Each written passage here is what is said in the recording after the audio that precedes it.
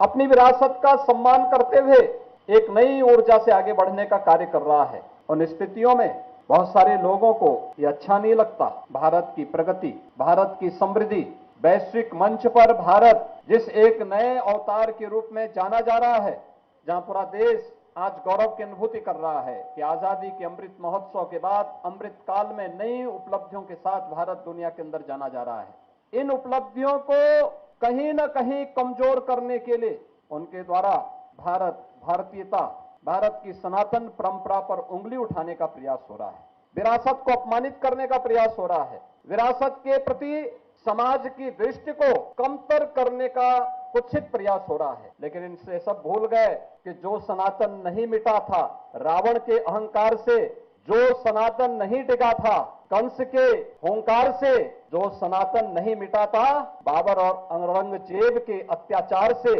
वह सनातन इन तुच्छ सत्ता परजीवी जीवों से क्या मिट पाएगा। आज इनको स्वयं अपने कृत्यों पर लज्जित होना चाहिए। मानवता का धर्म जो सनातन धर्म है, उस पर उंगली उठाने का मतलब मानवता को संकट में डालने का कुत्सित प्रयास। याद करिए, दुनिया की कौन सा ऐसा मत, मजहब और संप्रदाय है जिसको उसके संकट के समय पलक पावड़े बिछा करके उसके स्वागत के लिए सनातन धर्मावलंबियों ने उनकी सुरक्षा और उनके संरक्षण का कार्य न किया हो। हमने कभी नहीं कहा कि हम विशिष्ट हैं। कोई सनातन धर्मावलंबी कभी ये नहीं कहता है कि हम विशिष्ट हैं या हम ही सब कुछ हैं, कभी नहीं कहा। हमने तो कहा एकम सद विप्रा बहुधा वदंती, सत्य एक है और विद्वान लोग उसको अलग अलग, महापुरुष लोग उसको अलग अलग भावों से देखते हैं, अलग अलग रास्ते से उसका अनुकरण करते हैं। इस सब के बावजूद भी अगर जिसकी समझ में नहीं आता है, अपनी मूर्खतावश वह अगर सूर्य की तरफ थूकने का प्रयास कर रहा है तो सूर्य पे उसका थूक नहीं पहुंचेगा, उसके सिर पे स्वयं गिरेगा और उसे, उसको और उसकी आने वाली पीढ़ी को स्वयं लज्जित होना पड़ेगा। हमें भारत की परंपरा पर गौरव की अनुभूति करनी चाहिए।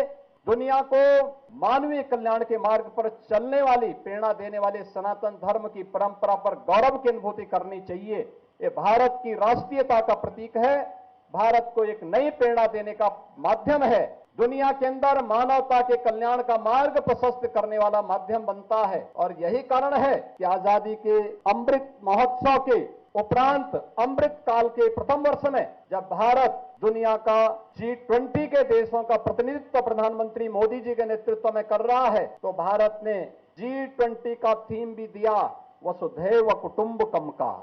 याद करिए, दुनिया जिस शब्द के तात्विक बोध को समझने में हो सकता है कि कहीं कोई कमी रह गई हो, लेकिन भारत हजारों वर्षों से इस बात को मानता रहा है, उस बात को अंगीकार करता रहा है। और जब भारत को अपनी इन उपलब्धियों पर गौरव की अनुभूति होनी चाहिए, हर भारतवासी जब इन मुद्दों को लेकर के एकजुट होकर के भारत की 140 करोड़ की आबादी जब भारत के यशस्वी नेतृत्व में आगे बढ़कर के एक साथ कार्य करेगा, तो भारत को दुनिया की सबसे बड़ी ताकत के रूप में उभरने से कोई रोक नहीं सकता है।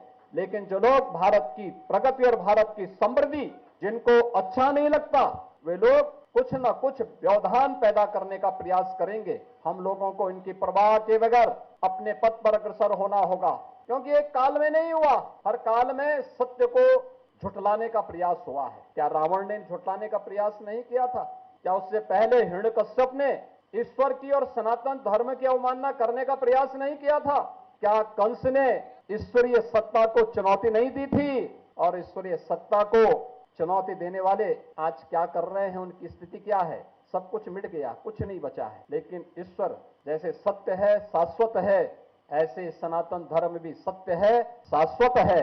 हमें सत्य और शाश्वतता को सदैव अंगीकार करके सकारात्मक भाव के से आगे बढ़ना चाहिए। और ये पुलिस के लिए तो खास तौर पर भगवान कृष्ण की ये दोनों प्रेरणाएं कि कर्मण्येवाधिकारस्ते मा फलेषु कदाचन, यानी कर्म करते रहो, फल की चिंता मत करो, निष्काम कर्म की जिस प्रेरणा को उन्होंने दिया था वह भी प्रेरणादायी है ही, हर नागरिक के लिए है ही। लेकिन साथ साथ परित्राणाय साधूनाम विनाशाय च दुष्कृताम के भाव के साथ सज्जनों की परित्राण, उनके परित्राण के लिए, उनकी रक्षा के लिए, उनके संरक्षण के लिए जहां कार्य करेंगे, वहीं दुष्ट प्रवृत्ति के खिलाफ उतनी ही कठोरता के साथ कार्य करेंगे। और उत्तर प्रदेश जैसे राज्य में पुलिस ने भगवान श्री कृष्ण के इन सभी उपदेशों को अंगीकार करते आज उत्तर प्रदेश के परसेप्शन को बदलने में बहुत बड़ी भूमिका का निर्वहन किया है। आज इसी का परिणाम है, एक वर्ष में 31 करोड़ पर्यटक उत्तर प्रदेश में आते हैं।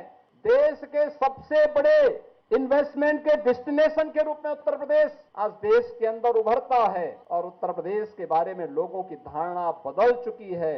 अब लोग ये मानते हैं कि उत्तर प्रदेश देश के अंदर सबसे अच्छी प्रगति करने वाले राज्यों में है, अग्रणी राज्यों में उत्तर प्रदेश की गिनती हो रही है। ये इन्हीं ईश्वरीय अवतारों की कृपा है, उन्हीं की प्रेरणा है और वही प्रेरणा है जिसके कारण 500 वर्ष पहले अयोध्या में कभी किसी कालखंड में अगर किसी ने हमारे सनातन को अपमानित करने का प्रयास किया होगा, फिर से सनातन खड़ा हुआ तो अयोध्या में भगवान राम के भव्य मंदिर के निर्माण का मार्ग प्रशस्त हुआ।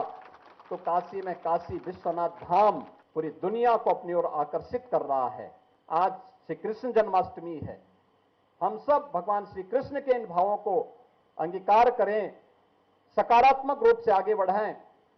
मानवता के कल्याण के मार्ग में जहां कहीं कोई बाधा हो, कोई बैरियर हो, उसको हटाने के लिए अपनी सकारात्मक ऊर्जा का उपयोग करें। इस विश्वास के साथ मैं आप सबको श्री कृष्ण जन्माष्टमी की पूरे प्रदेश वासियों को हृदय से बधाई देता हूं, अपनी शुभकामनाएं देता हूं और विश्वास व्यक्त करता हूं कि भारत की परंपरा हम सबको सदैव एक सकारात्मक भाव के साथ जुड़ती है। उस सकारात्मक भाव के साथ हम आगे बढ़ेंगे। आप सबके प्रति मेरी शुभकामनाएं। धन्यवाद। जय हिंद।